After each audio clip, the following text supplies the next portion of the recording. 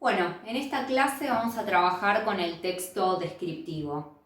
Un texto descriptivo es aquel que tiene como intención o como finalidad describir a través de palabras una persona, un objeto, un lugar, una situación. Como todos los tipos textuales que venimos viendo, hay ciertas características que son particulares de este tipo de texto y también hay recursos para que el observador, el encargado de escribir, utilice.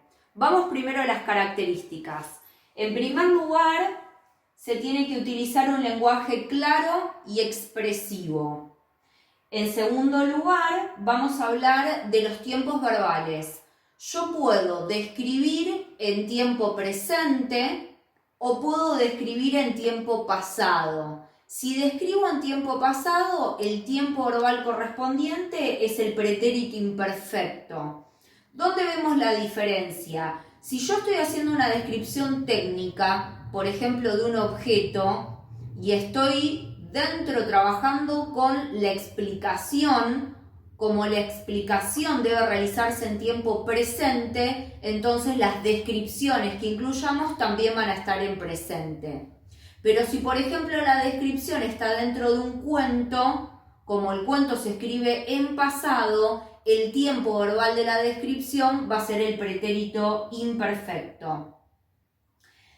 La tercera característica tiene que ver con la función del lenguaje. ¿Se acuerdan de las funciones del lenguaje? Ya quedaron un poco atrás, pero ahora las reflotamos. Si la descripción es técnica, objetiva, que tiene la finalidad de explicar y describir, entonces la función del lenguaje que va a predominar es referencial. En cambio, si la descripción es subjetiva, es decir, que el observador cuando describe incluye su opinión, sus sentimientos, sus sensaciones con respecto a eso que ve y que describe, entonces la función del lenguaje va a ser poética. En cuanto a los recursos, ¿se acuerdan lo que dijimos? Los recursos son optativos, son herramientas que elijo utilizar de acuerdo a la necesidad.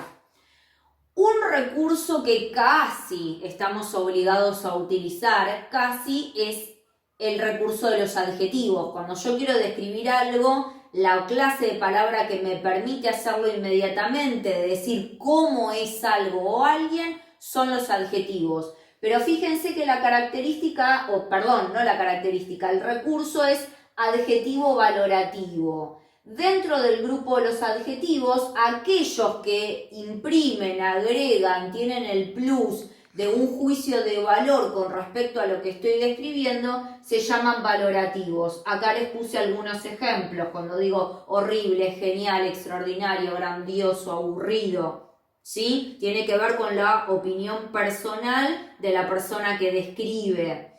Segundo recurso, los organizadores espaciales. Esto se utiliza principalmente cuando yo quiero ubicar dentro del espacio un objeto o una persona y describirlo. Necesito palabras que marquen esa ubicación. Por ejemplo, arriba, abajo, adelante, atrás, en primer plano. Tercer recurso, las imágenes sensoriales, principalmente las visuales. Cuando yo hablo de tamaños, de colores, de formas, son todas cosas que se pueden percibir a través de la vista. Comparaciones. Describo a través de nexos como cómo, cuál, de verbos como parece, semeja. Si yo comparo una persona que ustedes no conocen con una que ustedes sí conocen, yo puedo decir, bueno, mi mamá es tan alta como Connie de prepa. Entonces, ahí ustedes tienen una referencia para hacer una representación mental de la altura de esa persona. Por último, tenemos las hipérboles. Miren qué nombre tan raro. Una hipérbole es una exageración, ¿sí? Ahí jugamos un poco con el lenguaje. Si yo quiero decir que mi papá es alto, pero quiero decir que es muy alto y quiero construir una idea de exageración, yo puedo decir que es alto como el obelisco. Ahí estoy usando el cómo. Ustedes pensarán que es una comparación, pero en realidad estoy exagerando su altura y el lector, el receptor, percibe y tiene que darse cuenta que yo estoy exagerando ese rasgo. Bueno, otro aspecto relacionado con las descripciones tiene que ver con la clasificación, con los distintos tipos de descripciones que podemos tener. Una clasificación apunta a las descripciones subjetivas u objetivas. ¿Qué significa esto? Una descripción subjetiva es aquella en la que se ve la presencia del sujeto que escribe. Yo, como observador, construyo una descripción, voy a describir un lugar. Lo puedo hacer de dos formas. Si yo, a medida que voy describiendo, voy manifestando lo que me genera ese lugar, expreso mis sentimientos y mis sensaciones, utilizo adjetivos de tipo valorativos para mostrar cuánto me gusta o me disgusta ese lugar, entonces la descripción es subjetiva. Subjetiva viene de sujeto. Se ve la presencia del sujeto que escribe en ese texto. En cambio, la descripción es objetiva cuando el eje no es el sujeto que describe, no se ve la presencia del sujeto que describe, sino que lo único que se ve es el objeto que yo estoy describiendo.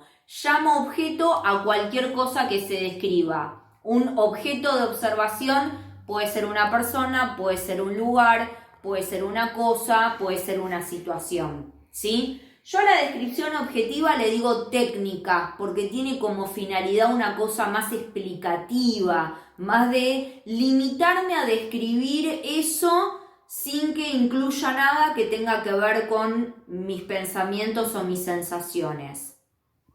Por otra parte tenemos descripciones estáticas y dinámicas. Estático significa que algo está quieto, fijo, que no tiene ningún tipo de movimiento.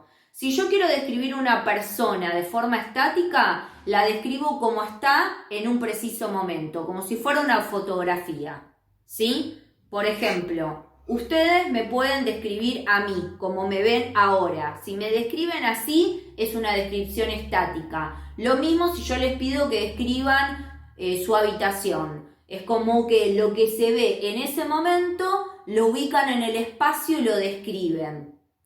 ¿Cuándo va a aparecer una descripción dinámica? No siempre se puede realizar una descripción dinámica.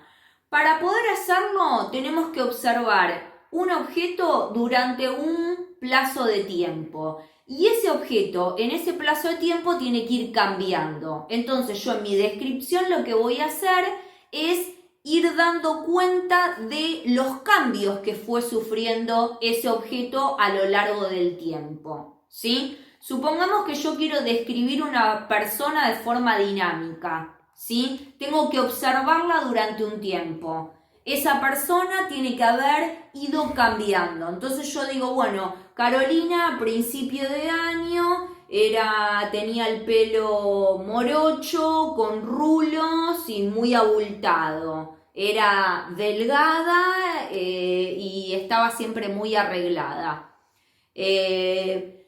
En la cuarentena vemos que Carolina ya tiene el pelo más desarreglado, está vestida en jogging. Bueno, ¿qué hago? Esto es un ejemplo a modo de broma, pero en realidad lo que yo hice es a una misma persona o en un mismo objeto de observación, lo fui describiendo pero a través de una serie de cambios.